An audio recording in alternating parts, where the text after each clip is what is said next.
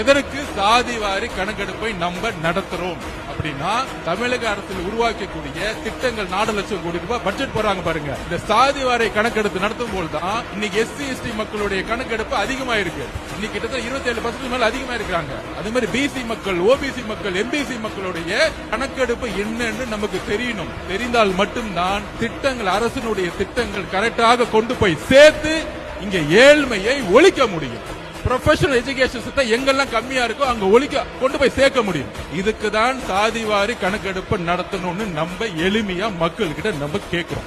Number 1 இப்ப புரிஞ்சிச்சுன்னு நினைக்கிறேன். முடிஞ்சா புரியலன்னா மாண்புமிகு முதலமைச்சருக்கு நான் தனிப்பட்ட முறையிலேயோ எங்க கட்சியில இருந்து வந்து நாங்க பேசுறது கூட ரெடியா இருக்கிறோம். ஏன் சாதிவாரி கணக்கெடுப்பு நடத்தணும்? அது புரியாது இல்ல, மக்களை ஏமாத்துறது. அவருக்கு தெரிஞ்சதெல்லாம் ஒண்ணுதான். நம்ம அண்ணன் சொன்ன மாதிரி SST Stalin sir tax 30% commission அடிக்க மட்டும்தான் ஸ்டாலின் சார் ஐயா அவருக்கு தெரியும். வேற ஒண்ணுமே தெரியாது. பட்ஜெட்ல 30% அடிச்சு 1.5 லட்சம் கோடி ரூபாய் எப்படி அடிக்கிறது மட்டும்தான் அவங்களுடைய குறிக்கோள்.